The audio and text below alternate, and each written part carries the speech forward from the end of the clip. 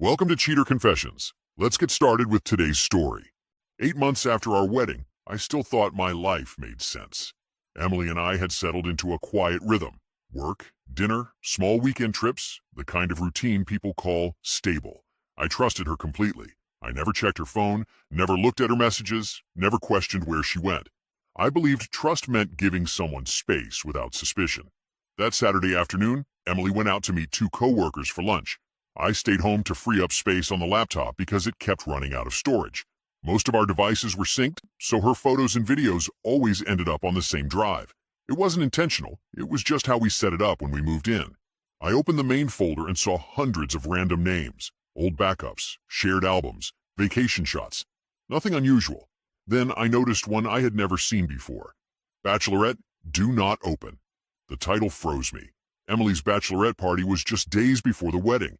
I assumed she kept those memories on her own phone. I wasn't planning to open anything of hers, but the name hit me in a strange way. It wasn't labeled party highlights or girls' night. It was written like a warning. I hesitated, but something about that label felt intentional, secretive. I clicked. Inside were several short clips and one long video. The long one was over an hour. I opened it. The first few minutes were harmless. Emily laughing with her friends in a beach hotel suite. She looked happy, confident, the version of her I always loved. Around the 10-minute mark, the camera followed Emily as she slipped into the adjoining room. A man stood near the balcony door, holding a drink. Alex Turner, a name I recognized from work stories, a friend of a friend she mentioned twice in the past year. Emily closed the door behind her. She smiled at him in a way I had never seen directed at me. Then she stepped closer. His hand touched her waist. She didn't move away. Instead, she tilted her head, whispered something, and kissed him like they had done it before. I paused the video. My pulse stayed steady. My hands didn't shake. But my entire view of the last 8 months shifted in an instant. I unpaused the video and let it play from the beginning of that moment. Emily didn't hesitate. She pulled Alex closer, and they moved toward the bedroom area like this wasn't some reckless party mistake, but something planned. I watched the timestamp. 2 days before our wedding. That detail sat in my mind like a heavy weight. 48 hours before she stood beside me in a white dress and promised the world. This was what she was doing in a hotel room with a man she barely mentioned afterward. The video kept going. Her friends joked outside the door, calling them old flames, laughing too loudly, making comments that were far from innocent. Nobody acted shocked. Nobody tried to stop anything. It was normal to them. When Emily and Alex finally came back out, their clothes looked wrinkled, her lipstick smeared. She fixed her hair and laughed like nothing mattered. A friend teased her. Emily said, "Relax, it's the last time before life gets boring." I paused again. My chest didn't crumble. My mind didn't spiral. I sat still, staring at the frozen frame of her smiling at the camera. I copied the entire folder to an external drive, then deleted it from the laptop so she wouldn't know I had found it. I wasn't ready to show my hand. Not yet. Emily came home a couple hours later. I was on the couch, watching a basketball game with a calm voice and steady breath. She kissed me on the cheek. "Missed you," she said. "Good lunch?" I asked. "Yeah, nothing special." She talked about a new project at work, a funny moment with a coworker, and how she might start a cooking class. I nodded, listening to every detail, not because I needed excuses, but because I wanted to hear how easily she lied without a single crack in her tone. That night, when she showered, I stepped into the hallway and called my friend, Matthew Collins. He picked up on the second ring. "Jason, everything all right?" "I need a number," I said. "For that investigator you mentioned last year. The one who deals with digital recoveries." He didn't ask why. He just gave me the contact. When Emily came out of the bathroom wrapped in a towel and smiling at me, I realized something important. The next steps couldn't be emotional. They had to be controlled. The next morning, I told Emily I had an early meeting. She barely looked up from her coffee, just said, "Good luck," and kept scrolling on her phone. I walked out with my keys, but instead of driving to the office, I headed across town to meet Maya Singh, the investigator Matthew recommended. Maya's office was small, plain, and quiet. She shook my hand and said, "Matthew said it was urgent. Tell me what you need." I placed the external drive on her desk. "There's a video on here," I said. "I need to know if there are more files, deleted messages, hidden backups, anything that explains how long something has been going on." She nodded, professional and steady. "Do you have access to any of her accounts? Passwords? Old devices?" Emily uses the same pattern for everything, I said. I know the base structure. Good, she said. I can work with that. I gave her the pattern on paper. She studied it, typed a few notes, and slid the drive into her computer. How far back do you want me to check? As far as the data goes, I said. Find everything connected to him. His name is Alex Turner. Give me 72 hours. When I walked out of her office, I felt organized, focused. If there was something deeper behind that video, I wanted the facts, not guesses, not excuses. That evening, Emily suggested we order takeout and watch a show. I nodded, sat next to her on the couch, and let her rest her head on my shoulder. She laughed at a joke on the screen, unaware her phone was synced, unaware I already had the truth in motion. Work was crazy today, she said between bites. Alex texted the team about some mix-up with the vendor. Total mess. Hearing his name come out of her mouth took effort to hide. I simply replied, Yeah? Yeah. He's so stressed lately. I watched her talk about him like he was just a coworker. Nothing more, nothing less. Her tone was light, comfortable. 2 days later, Maya called. We need to meet, she said. I found a lot, more than you think. When I arrived, she handed me a folder, thin but heavy with meaning. I recovered deleted chat threads between them, she said. These messages go back almost a year. I opened the folder. The first page hit me harder than the video. Emily to Alex. Jason is stable. You're fire. I need both right now. There were photos, plans, hotel receipts, conversations where she joked about balancing 2 lives. The Bachelorette party video wasn't a mistake. It was only one piece of a long trail. I closed the folder and took a slow breath. Make a clean report, I said. Everything you have. I'll need it all. I left Maya's office with the folder under my arm and a clear purpose forming in my mind. I wasn't going to scream or argue or fall apart. If I confronted Emily without a plan, she would twist it, cry, beg, and try to bury the truth under emotion. I knew her patterns well enough. This had to be precise. That night at home, Emily was at the kitchen counter chopping vegetables for dinner.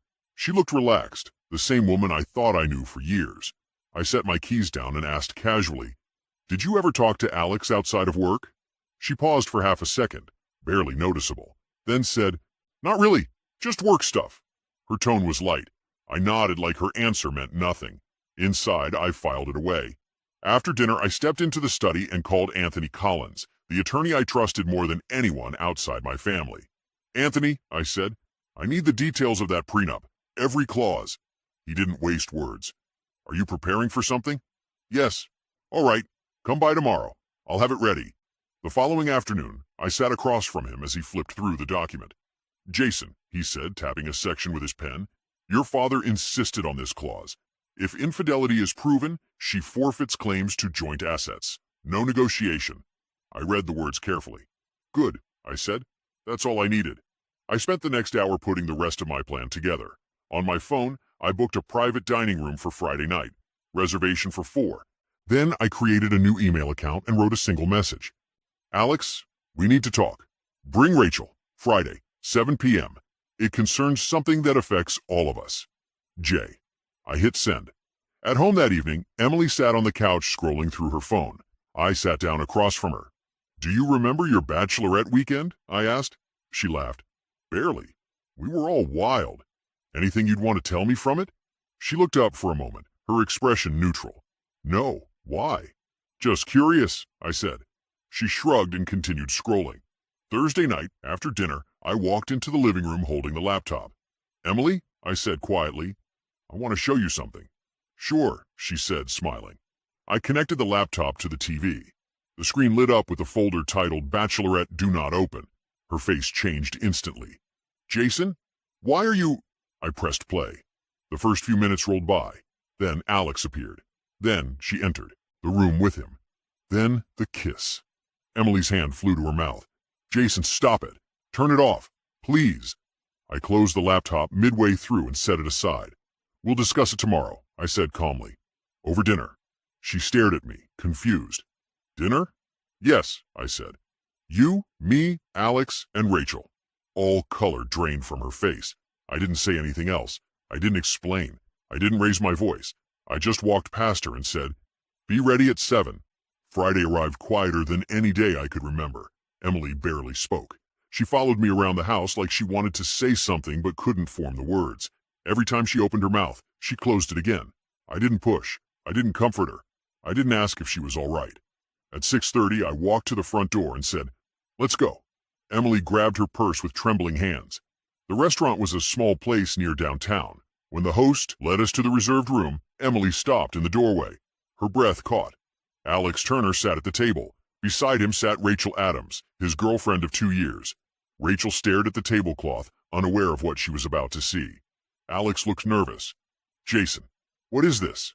I sat down without answering. Emily stayed standing, gripping her purse like she needed it to stay upright. "Everyone's here," I said. "Good." Rachel frowned. "Is something wrong?" "Alex didn't tell me anything," Emily whispered. "Jason, please don't do this."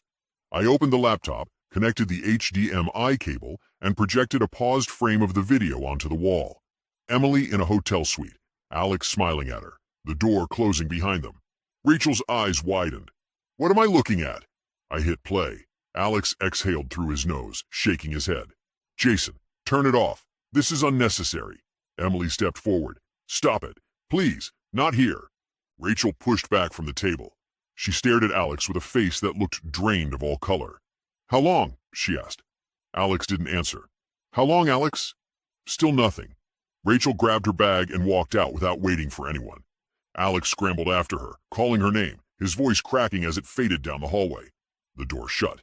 Emily lowered herself into the nearest chair. Her hands shook so badly she had to hold them in her lap. "Jason," she whispered, "I don't want to lose you. We can fix this. I swear I will do anything." "No," I said. "We're done." She blinked rapidly. "Please, just talk to me. There's nothing left to discuss. You will hear from Anthony tomorrow. Everything else goes through him." Her lips parted, but no sound came out. She looked like someone who had finally understood the consequences she thought would never touch her. I stood, pushed my chair in, and walked toward the exit. Emily stayed in the room, staring at the empty chair where Alex had been sitting minutes earlier, like she couldn't decide whether to chase me or collapse. I didn't look back. I didn't go home with Emily that night. I didn't even drive past the house. Before leaving, I'd already packed a suitcase and left it in my car. Instead of returning to our place, I checked into a short-term rental across town. Empty, quiet, exactly what I needed. Emily called 7 times that night, then 4 more the next morning. I answered once. "Jason, can we please talk?" Her voice was shaky, breathless. "We already did," I said. "Anything else goes through, Anthony." She started crying, but I ended the call before she could twist the moment into something emotional. I wasn't giving her space to rewrite the truth. Anthony and I met later that morning. His office was steady and bright, the opposite of how Emily's world was about to look. I handed him Maya's full report. The messages, screenshots, hotel charges, the video, everything documented cleanly. He skimmed the stack. "This is airtight. I want proceedings started immediately," I said. He nodded. "With the prenup and evidence of infidelity, she gets very little. This will move quickly." Over the next week, Emily tried approaching me twice. The first time was in the lobby of my office. She stepped in front of me, tears in her eyes. "Jason, just listen for 1 minute." "1 minute doesn't change a year," I said. "Move?" She froze, then stepped aside as if her strength left her all at once. The second attempt came through a long email. She apologized and blamed stress, alcohol, confusion, anything except herself. I forwarded it to Anthony without responding. Word eventually spread among our circle. Some friends reached out to me quietly.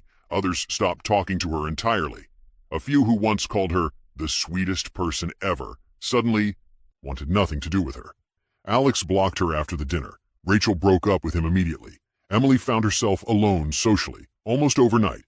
Work wasn't kinder. Rumors moved through her office faster than truth ever could. She was called into a private meeting, questioned about unprofessional conduct related to a past event, and by the end of the week, she resigned. Not officially fired, but close enough that everyone knew why she left. The divorce moved like a straight line. No delays, no arguments. Anthony presented the evidence. Her side had no room to negotiate. She kept a small checking account and her car. I kept the house, savings, and everything tied to the prenup. 3 months after that dinner, the divorce was final. The court summary included the phrase marital misconduct by the spouse. Emily didn't look at me when the signatures were done. She walked out alone, holding the folder of documents like she finally understood the cost of her choices. A year passed faster than I expected. I moved into a smaller apartment closer to work. No shared devices, no synced accounts, no traces of the old life. Routine returned. Early mornings, clean schedules, quiet evenings. No drama, no tension waiting to surface. During that time, I met Lena Morris, a graphic designer who joined one of my company's projects. She was calm, direct, and sincere in a way I wasn't used to. We didn't rush anything. Coffee turned into lunches, lunches into walks after work. Every conversation felt honest. No half-truths, no hidden meanings. We talked about money, boundaries, past relationships, and expectations without games or hesitation. It wasn't intense or explosive. It was steady, real. One Thursday afternoon, I stopped at a grocery store on my way home. I was comparing prices on olive oil when someone said my name softly. Jason? I turned and saw Emily standing at the end of the aisle. She looked thinner, tired, like she had been carrying something heavy for months. Her hair was shorter. She gave a small, careful smile. I didn't expect to see you here. Yeah, I said. I live nearby now. She nodded, twisting her fingers together. I work down the street. New job, smaller firm. Her voice lacked the confidence she used to carry so easily.